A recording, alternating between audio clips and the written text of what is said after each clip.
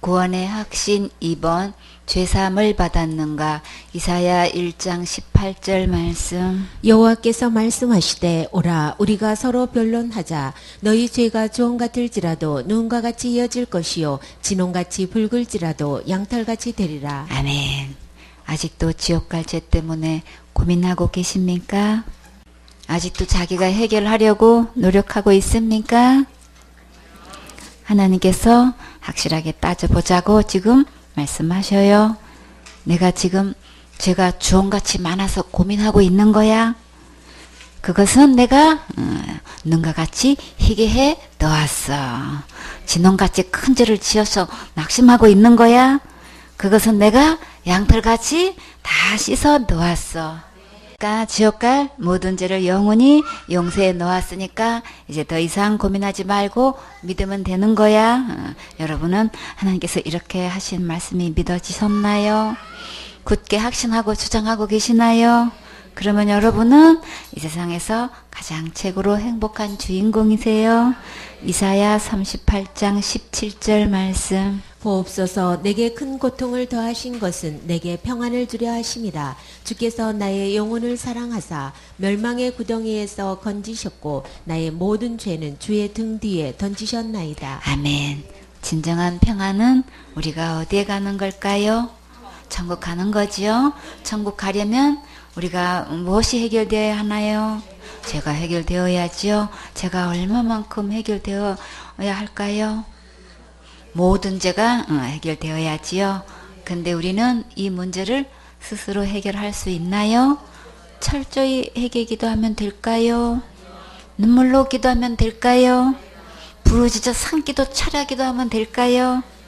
죄값은 죽어야 하기 때문에 우리는 아무리 힘쓰고 애써도 할 수 없지요. 그래서 이 문제를 누가 해결해 주셨나요? 예수님께서 주께서 나의 영혼을 사랑하사 멸망의 구덩이에서 건지셨고, 멸망의 구덩이가 어딘가요? 지옥이지요. 지옥에서 이미 건지셨어요. 나의 모든 죄는 어디로 갔나요? 주의 등 뒤에 던지셨나이다. 주의 등은 누구신가요? 예수님이시죠. 요한복음 1장 29절에 있던 날 요한이 예수께서 자기에게 나오심을 보고 가로되 보라 세상 죄를 지고 가는 하나님의 어린 양이로다. 하나님의 어린 양 되시는 예수님께서 지옥 갈 내 모든 죄를 다 지고 가셨어요. 동이서에서 먼 것 같이 멀리 옮기셨고 깊은 바다에 던지셨어요. 지옥 갈 내 모든 죄가 이렇게 속 시원하게 해결된 것이 마음에 믿어지셨습니까? 그러면 내 마음에 참 평안과 진정하심을 얻을 수 있지요. 이사야 43장 25절 말씀. 나 곧 나는 나를 위하여 내 허물을 도말하는 자니 내 죄를 기억지 아니하리라. 아멘. 여기서 나는 누구신가요? 하나님이시지요. 하나님께서 하나님 자신을 위하여 우리의 허물을 도말하셨어요. 우리의 모든 실수를 다 덮어버리셨어요. 낡고 지저분한 벽을 페인트로 칠하고 집안의 도배를 새로 하면 정말 깨끗하게 되지요. 도말하지 않으면 어떻게 되나요? 형벌을 내려야 하기 때문에 그냥 볼 수 없죠. 그래서 하나님은 우리를 사랑하셔서 우리의 모든 허물을 예수님의 보혈로 덮으셨어요. 그리고 우리의 모든 죄를 기억지 않으신다고 약속하셨지요. 여러분은 과거에 지은 죄가 기억이 나시나요? 왜 기억이 없어지지 않을까요? 지옥 갈 모든 죄를 영원히 용서해 주신 주님의 은혜를 감사하라고 기억을 남겨두신 거예요. 이제 지은 죄 때문에 고민하지 마시고 영원히 용서해 주신 것 감사하고 다시는 그런 죄를 반복해서 짓지 않도록 은혜를 구하셔야겠지요. 우리가 어떻게 하면 죄의 유혹을 이길 수 있는 힘과 은혜를 입을 수 있을까요? 그렇죠. 예배 성공하시면 이길 수 있는 새 힘을 주셔요. 이사야 44장 22절 말씀. 내가 내 허물을 빽빽한 구름에 사라진 같이 내 죄를 안개에 사라진 같이 도말하였으니 너는 내게로 돌아오라. 내가 너를 구속하였음이니라. 아멘. 우리가 잘못 저지른 실수가 얼만큼 되나요? 그렇죠. 빽빽한 구름같이 자욱한 안개같이 많지요. 그러나 걱정 없어요. 예수님께서 이미 순식간에 사라지게 하셨어요. 도말하셨어요. 그럼 우리는 어떻게 하면 될까요? 너는 내게로 돌아오라. 예수님께로 돌아오면 돼요. 내가 너를 구속하였음이니라. 구속은 대가를 지불하고 속박 상태에서 풀려나는 것을 말해요. 예수님께서 십자가에서 내 모든 죄를 위해 죽으심으로 우리를 죄에서 구속하셨어요. 지옥 갈 내 모든 죄를 예수님께서 이미 다 구원하셨으니까 지금 예수님께로 돌아오면 되는 거예요. 이사야 23절에 여호와께서 이 일을 행하셨으니 하늘아 노래할지어다. 땅의 깊은 곳들아 높이 부를지어다. 산들아 산림과 그 가운데 모든 나무들아 소리내어 노래할지어다. 여호와께서 야곱을 구속하셨으니 일로 자기를 영화롭게 하실 것임이로다. 여호와께서 이 일을 행하셨으니 어떤 일을 행하셨나요? 지옥 갈래 모든 죄를 영원히 구원하셨으니까 정말 노래할 이유 있지요. 땅의 깊은 곳도 노래하고 산들의 산림도 모든 나무도 소리내어 노래하기 전에 누가 먼저 더 크게 소리내어 노래해야 될까요? 내가 해야지요. 어떻게 노래해야 될까요? 나 구원 받았어요. 제사함 받았어요. 영생 얻었어요. 의롭게 되었어요. 거룩함을 받았어요. 지금 적어도 천국 갈 수 있어요. 이 노래가 내 마음에서 진정으로 믿어져서 소리내어 크게 노래할 수 있어야지요. 여호와께서 야곱을 구속하셨으니 이스라엘로 자기를 영화롭게 하실 것이미로다. 하나님께서 야곱을 구속하셨고 우리도 구속하셨어요. 이제 우리는 예수님을 크게 자랑하며 복음을 증거해서 하나님께 영광 돌리는 멋진 사역자가 되셔야겠지요. 마태복음 18장 23절 말씀. 이러므로 천국은 그 종들과 회개하려 하던 어떤 임금과 같으니. 아멘. 여기서 회개는 계산을 말해요. 세마는 거예요. 잘못했어요 이런 회개기도 아니에요. 우리가 일생 동안 어떻게 사는 것은 각자가 자유예요. 그러나 한 가지 잊지 말 것은 반드시 하나님과 결선할 때가 있지요. 그때가 되면 이미 늦어요. 지금 준비하셔야 돼요. 다 같이 준비됐나요? 준비됐어요. 지금 결선할 준비하셔야 돼요. 천국 갈 준비를 지금 하셔야 늦지 않아요. 어떻게 계산하시는지 상고해 볼까요? 24절에 회개할 때에 1만 달란트 빚진 자 하나를 데려오매. 달란트의 원뜻은 키카르라고 하는데 한 덩어리란 뜻이에요. 달란토는 저울, 계량된 것이라는 뜻이에요. 달란톤이 측량 단위의 달란트의 명칭이 된 것은 라틴어 탈렌툼을 이제 거쳐 뒤었는데 달란트는 무게의 최대 단위로 시대와 나라마다 조금씩 가치가 달랐어요. 구약 시대의 한 달란트는 약 47kg이었어요. 3000세겔이라고 하는데 바벨론은 약 60kg을 한 달란트로 사용했대요. 신약 시대 헬라 계통의 달란트는 약 20kg였다고 이제 해요. 그리고 또 헬라에서 은 한 달란트는 6,000 드라크마로 이제 1 드라크면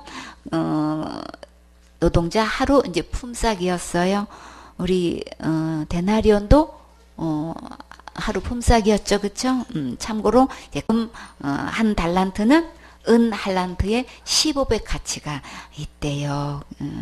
금과 은의 달란트는 똑같아도 가치가 이렇게 15배가 더 있다는 것 그렇게 참고적으로 하시고요.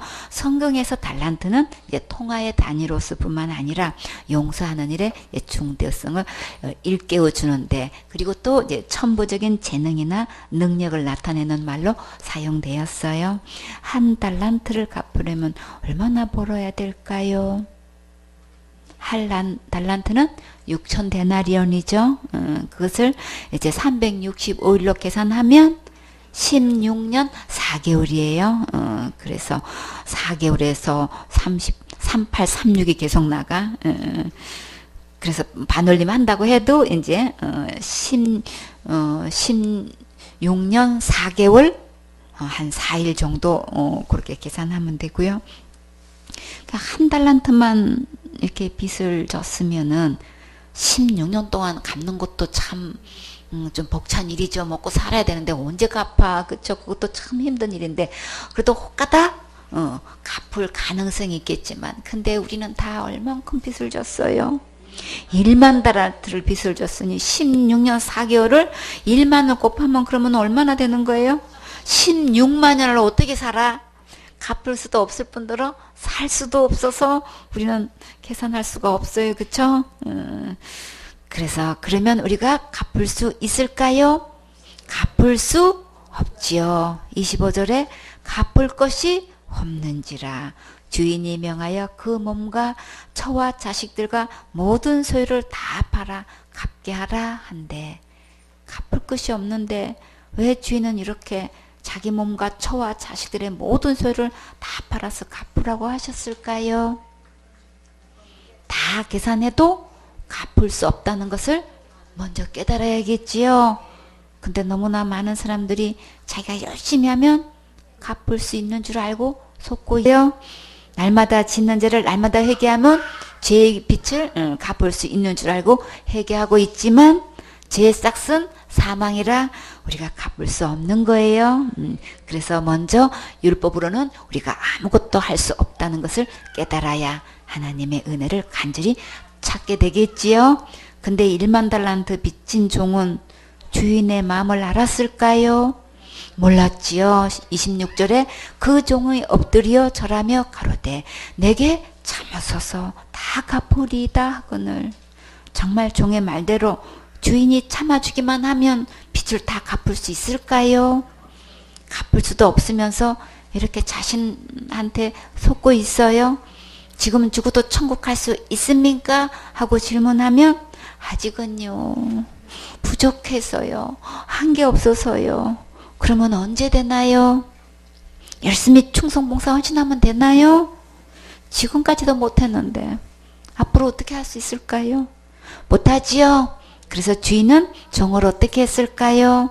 27절에 그 종의 주인이 불쌍히 여겨 놓아보내며 그 빚을 탕감하여 주었더니. 많은 사람들이 신앙생활을 열심히 잘하면 천국 갈 수 있는 줄 알고 있지요. 그러나 율법은 다 지켜서 천국 갈 사람은 이 세상에 아무도 없어요. 그래서 주인은 종의 빚을 탕감하여 주셨지요. 근데 탕감받은 종은 그 말을 믿었을까요? 믿지 않았지요. 1만 달란트 빚을 전부 탕감해 주셨는데 어떻게 한마디도 감사하다는 말이 없었을까요? 지옥 갈 모든 죄를 영원히 용서해 주셨는데 그것을 믿었다면 어떻게 감사한 한마디도 없고 기쁨과 감격과 주장이 전혀 없었지요. 그래서 그의 열매로 그들을 보면 그 믿음을 알 수 있지요. 주인이 1만 달란트 빚진 자에게 전부 탕감해 주셨는데도 자기에게 빚진 자에게 어떻게 했나요? 28절에 그 종이 나가서 제게 100데나리온 빚진 동간 하나를 만나 붙들어 목을 잡고 가로되 빚을 갚으라 하매. 동간은 같은 계급을 말해요. 100데나리온은 하루 품삯은 만약에 10만원 받는다고 우리나라 돈으로 계산을 한다면 그러면은 100데나리온이니까 100일을 일하면 되는 거죠. 그래서 10만 곱하기 100일을 계산하니까 한 1000만원 정도 되는 거예요. 이 종이 동간을 붙들어 이제 목을 잡고 이제 빚을 갚으라고 했을 때 이 동간은 어떻게 했을까요? 29절에 그 동간이 엎드려 간구하여 가로되 나를 참아 주소서 갚으리다 하되. 이 모습이 누구 모습인가요? 자기와 똑같이 대답했지요. 그러면 이 종은 동간을 어떻게 해야 할까요? 전부 탕감해 주어야지요. 동간 처진데 이렇게 엎드려서 지금 간구하고 있잖아요. 그쵸? 근데 어떻게 했어요? 30절에 허락하지 아니하고 이에 가서 저가 빚을 갚도록 옥에 가두거늘. 주인이 1만 달란트 빚진 것을 탕감해 주신 것을 종이 정말 믿었다면 빚을 갚을 수 없는 동간을 옥에 가둘 수 없지요. 예수님께서 지옥 갈 내 모든 죄를 영원히 용서해 주신 것을 정말 믿어졌다면 큰 죄 지었다고 지옥 간다고 말할 수 없지요. 자살죄 지었다고 무조건 지옥 간다고 말할 수 없고, 회개 못했다고 지옥 간다고 말할 수 없어요. 율법으로 보면 610가지 중에 어느 것 하나 범해도 지옥 가기 때문에 큰 죄 작은 죄 상관없어요. 작은 죄는 회개하면 되고 큰 죄는 지옥 간다고 말은 성경에는 전혀 없는 거짓말이에요. 속고 있는 거예요. 예수님은 지옥 갈 모든 죄를 영원히 용서하셨고 천국 갈 수 있게 하셨어요. 이제 지옥 갈 죄는 모든 죄를 용서하신 예수님을 안 믿어서 지옥 가는 거예요. 그러니까 지금부터 옳게 분별하셔서 지옥 가는 일이 없어야겠지요. 31절에 그 동간들이 그것을 보고 심히 민망하여 주인에게 가서 그 일을 다 고하니, 종이 하는 것을 다른 동간들이 보고 너무나 답답하고 안타깝고 명구스러워서 그냥 볼 수가 없어가지고 그 일을 주인에게 다 아뢰게 되었어요. 과연 주인은 이 종을 어떻게 하실까요? 당장 호출해야지요. 32절에 이에 주인이 저를 불렀다가 말하되, 악한 종아, 내가 빌기에 내가 내 빚을 다 전부 탕감해 주었거늘. 주인은 이 종을 어떻게 불렀나요? 악한 종이라고 했지요. 왜 악한 종이라고 하셨을까요? 악한 종아, 내가 빌기에 내가 내 빚을 전부 탕감하여 주었거늘. 주인은 종의 빚을 전부 탕감해 주셨는데 믿지 않았지요.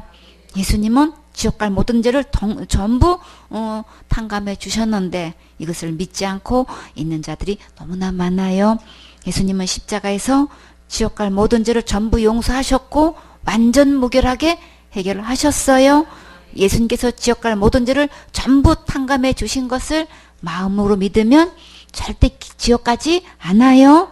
33절에 내가 너를 불쌍히 여김과 같이 너도 내 동간을 불쌍히 여김이 마땅치 아니하냐 하고, 진짜 예수님을 믿으면 모두 천국 갈 수 있도록 인도하게 되지요. 근데 이 종은 동간을 옥에 가둬버렸어요. 너무나 많은 목사님이 하나님의 종이라고 하면서 교인들을 천국으로 인도하지 않고 천국 문을 닫고 자기도 들어가지 않고 들어가고자 하는 자들을 막고 배나 지옥 자식이 되게 하고 있지요. 지금 이 종의 모습을 통해 주님은 지금 잘못된 교회들의 모습을 보여주시는 거예요. 그러면 이 악한 종을 하나님께서 어떻게 하실까요? 34절에 주인이 노하여 그 빚을 다 갚도록 저를 옥졸들에게 붙이니라. 지옥 갈 모든 죄를 전부 탕감해 주신 이 예수님을 믿지 않고 무슨 큰 죄 지면 지옥 간다고 하는 자들은 지금 예수님을 믿지 않기 때문에 결국 다 지옥에 들어가게 돼요. 35절에 너희가 각각 중심으로 형제를 용서하지 아니하면 내 천부께서도 너희에게 이와 같이 하시리라. 형제를 중심으로 용서할 수 있는 것은 하나님으로부터 진정한 죄의 용서를 받아본 자가 할 수 있어요. 마음에 지옥 갈 모든 죄를 전부 용서해 주신 것이 믿어지는 사람은 깊은 감사, 감격으로 만나는 자들에게 복음을 전하지 않을 수 없지요. 구원은 절대 이론이 아니고 학습과 수련이나 머리로 아는 것으로 되는 게 아니라 마음 중심의 믿음으로 이루어지는 거예요. 지옥 갈 모든 죄를 전부 탕감해 주신 예수님을 믿고 있는지 아닌지 이렇게 열매를 통해 분명히 알 수 있어요. 여러분은 지옥 갈 모든 죄를 전부 탕감해 주신 예수님의 십자가의 은혜가 믿어지셨습니까? 이 죄삼의 은혜를 감사하고 큰 기쁨과 감격으로 주장하고 계십니까? 그러면 여러분은 최고로 가장 행복한 주인공이세요. 요한복음 8장 1절 말씀. 예수는 감난산으로 가시다. 아멘. 감난산은 높이가 800m라고 해요. 우리나라로 말하면 대관령 정도의 높이가 되겠죠. 832m니까 그래서 감난산은 또 어떤 산이라고 하나요? 올리브산이라고도 해요. 감난산은 예루살렘에서 가까워서 안식일에 가기 알맞은 길이에요.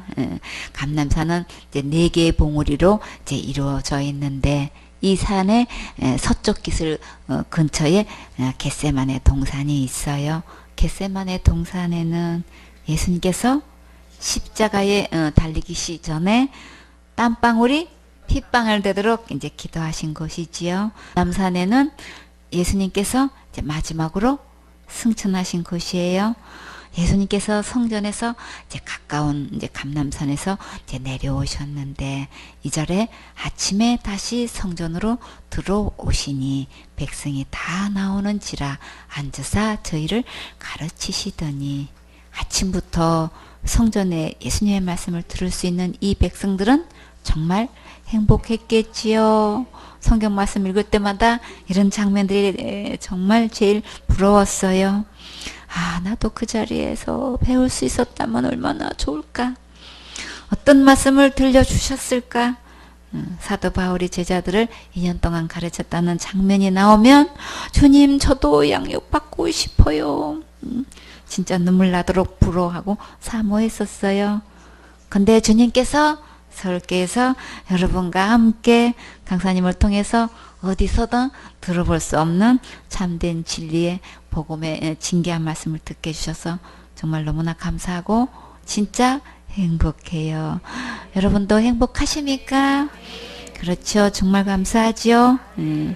말씀을 사모하고 몇 시간이 걸리는데도 아이를 업고 걸리고 유모차를 태워서 한 번도 빠지지 않고 예배 드리러 오는 것을 보면 정말 아름답지요.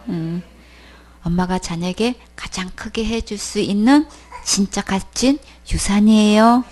그러니까 자부심을 가지고 당당하게 양육하세요. 2절에 서기관들과 바리새인들이 간음 중에 잡힌 여자를 끌고 와서 가운데 세우고 지금 이 시간에 언제라고 했나요?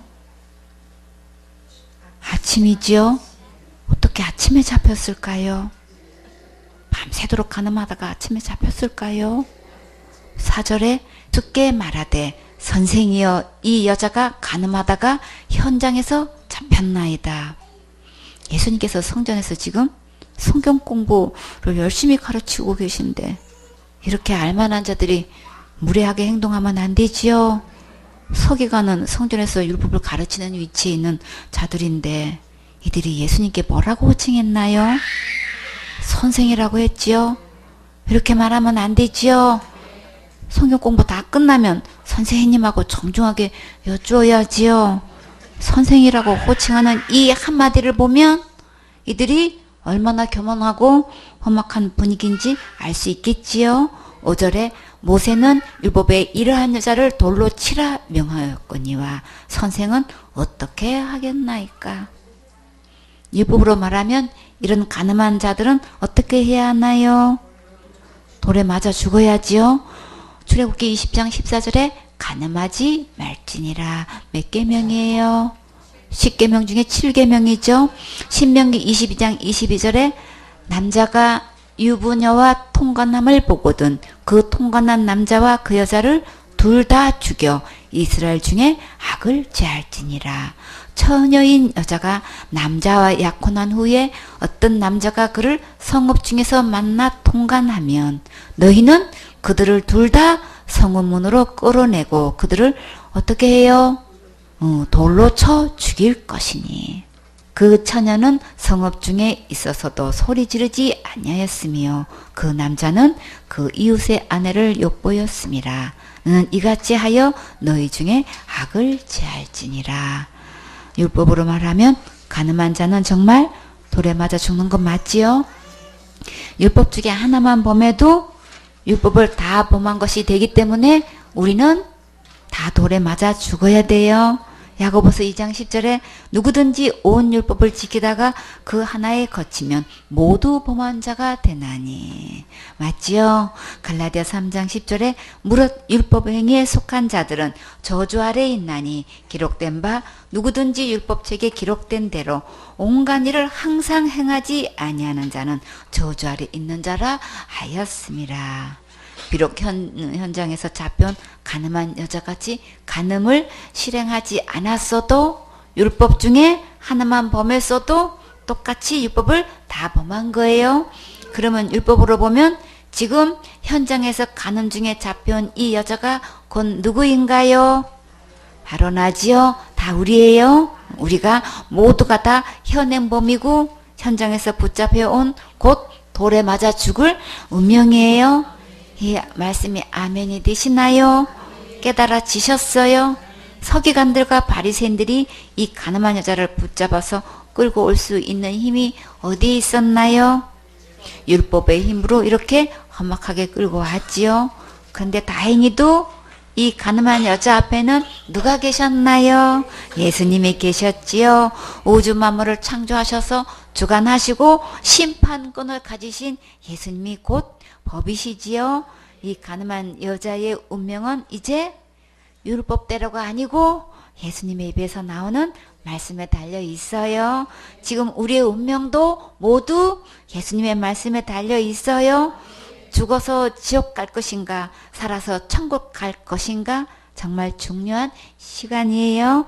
근데 서기관과 바리새인들은 이 율법을 몰라서 예수님께 질문했을까요?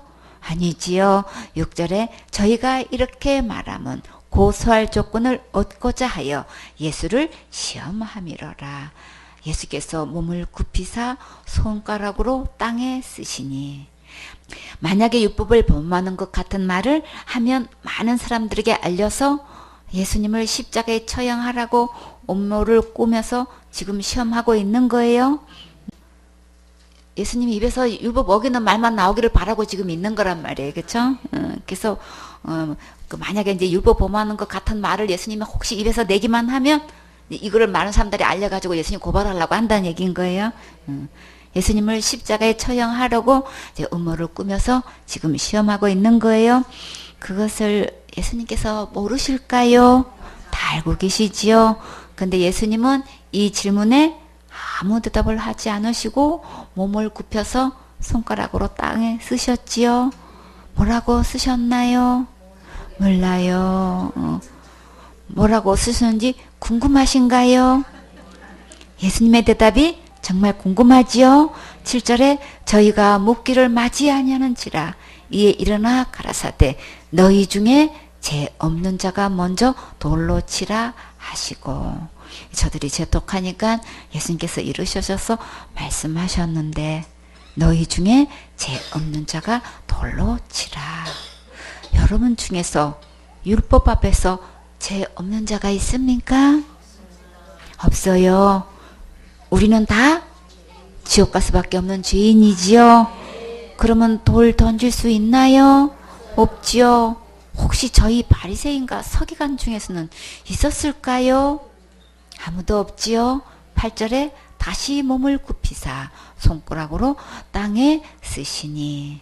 예수님의 말씀은 우주 만물을 창조하실 만큼 어마어마한 큰 권능이 있으시지요. 과연 이 예수님의 말씀을 듣고 저들은 어떻게 반응할까요? 9절에 저희가 이 말씀을 듣고 양심의 가책을 받아 어른으로 시작하여 젊은이까지 하나씩 하나씩 나가고 오직 예수와 그 가운데 섰는 여자만 남았더라. 저들이 양심의 가책을 받은 상태 가지고는 하나님의 은혜를 구할 수 없어요. 나도 돌에 맞아 죽을 수밖에 없는 죄인이라는 것을 깊이 깨달아야지요. 율법 앞에서 우리는 지옥 갈 수밖에 없는 죄인이라는 것이 깨달아져서 지옥에 뚝 떨어지는 심정으로 하나님의 은혜를 구하는 절박한 심정이 될 때 진정으로 예수님 앞에 무릎 꿇게 되는 거예요. 저들은 양심의 가책을 받고도 예수님 앞에 무릎 꿇지 않고 하나씩 하나씩 다 나가버렸어요. 돌질을 하려던 사람들이 양심의 가책이 되어 돌을 던질 수 없었지만 죄인의 자리에 서지는 않았지요. 서기관과 바리새인들이 율법 앞에서 자기들의 모습이 이 여자와 조금도 다를 바 없다는 것을 깨닫고 이 가늠한 여자처럼 돌에 맞아 죽는 심정까지 와야 예수님의 은혜를 절실히 구할 수 있겠지요. 그러면 율법 앞에서 우리의 심정은 어디까지 와야 할까요? 지옥 갈 수밖에 없는 믿음이었다는 고백이 중심에서 나와야 진정한 예수님의 은혜를 받을 수 있어요. 오순절날 베드로 설교 말씀을 듣고 백성들은 어떻게 반응했나요? 사도행전 2장 36절에 그런즉 이스라엘 온 집이 정녕 알지니 너희가 십자가에 못 박은 이 예수를 하나님이 주와 그리스도가 되게 하셨느니라 하니라. 저희가 이 말을 듣고 마음에 찔려 베드로와 다른 사도들에게 물어 가로되 형제들아 우리가 어찌할꼬 하거늘. 베드로가 가로되 너희가 회개하여 각각 예수 그리스도의 이름으로 침례를 받고 제사함을 하더라. 그리하면 성령을 선물로 받으리니. 여러분도 기록된 성경 말씀을 통해 이 복음을 반복해서 계속 들었을 때 마음에 찔려 어찌할꼬 나는 지옥 갈 수밖에 없는 잘못된 믿음이었구나 하고 탄식이 터져 나왔습니까? 겸손하게 어찌할꼬 하는 마음으로 두 손 들고 항복하면 살 길이 있어요. 된 척 이룬 척 하지 마세요. 그거는 속는 거예요. 하나님은 여러분의 마음 상태를 다 알고 계시고 지금 어떤 믿음을 갖고 있는지 다 보고 계셔요. 더 이상 고집 부리면 안 되겠지요. 스데반의 설교 말씀을 듣고 백성들은 어떻게 반응했는지 한번 살펴볼까요? 사도행전 7장 51절에 목이 곧고 마음과 귀의 할례를 받지 못한 사람들아 너희가 항상 성령을 거슬려 너희 조상과 같이 너희도 하는도다. 너희 조상들은 선지자 중에 누구를 핍박지 아니하였느냐. 의인이 오시리라 예고한 자들을 저희가 죽였고 이제 너희는 그 의인을 잡아준 자요 살인한 자가 되나니 너희가 천사에 전한 율법을 받고도 지키지 아니하였도다 하니라. 저희가 이 말을 듣고 마음에 찔려 저를 향하여 이를 갈구늘. 하나님의 말씀이 마음에 찔렸으면 이를 갈지 말고 어찌할꼬 하는 심정으로 예수님께 나오세요. 그러면 소망 있어요. 마가복음 2장 17절에 예수께서 들으시고 저에게 이르시되 건강한 자에게는 의연히 쓸데없고 병든 자에게라야 쓸데있느니라. 내가 의인을 부르러 온 것이 아니요 죄인을 부르러 왔노라 하시니라. 지금까지 잘못된 믿음을 가졌고 잘못된 신학을 배웠고 잘못된 교리를 들어왔어도 이제부터 기록된 성경 말씀으로 돌아오세요. 성경 말씀으로 자신을 비춰보시고 그 모습 그대로 예수님께로 나오세요. 그러면 오늘 이 가늠한 여자에게 예수님께서 하신 말씀이 곧 여러분에게도 이루어져요. 10절에 예수께서 일어나사 여자 외에 아무도 없는 것을 보시고 이러시되 여자여 너를 고소하던 그들이 어디 있느냐? 너를 정죄한 자가 없느냐? 무엇이 이 여자를 끌고 와서 고소하고 정죄했나요? 율법의 힘이지요. 율법은 죄를 지으면 무조건 지옥 가야 되는데 예수님 안에 있으면 어디 갈까요? 천국 가지요. 로마서 8장 1절에 그러므로 이제 그리스도 예수 안에 있는 자에게는 결코 정죄함이 없나니 이는 그리스도 예수 안에 있는 생명의 성령의 법이 죄와 사망의 법에서 너를 해방하였음이라. 오직 예수님 안에만 율법에서 해방될 수 있고 결코 정죄함 받지 않아요. 하늘나라 생명의 성령의 법으로 영원히 나를 완전하게 지켜 보호해 주시고 보장해 주셔요. 여자여 너를 고소하던 그들이 어디 있느냐? 너를 정죄한 자가 없느냐? 11절에 대답하되 주여 없나이다. 예수께서 가라사대 나도 너를 정죄하지 아니하노니 가서 다시는 죄를 범치 말라 하시니라. 지금 이 여자는 예수님을 뭐라고 칭했나요? 주여 없나이다.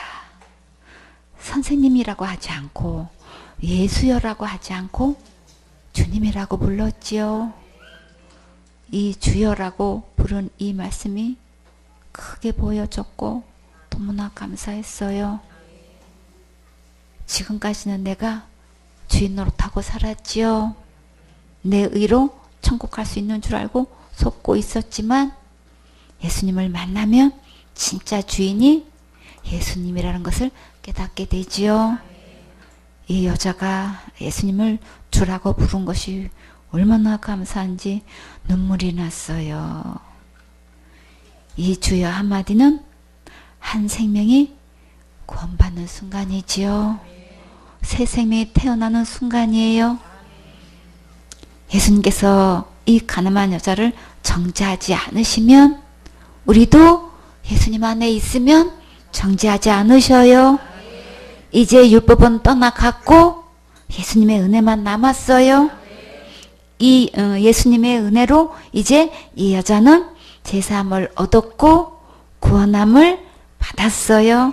더 이상 정죄받지 않고 율법에서 완전히 해방되었어요.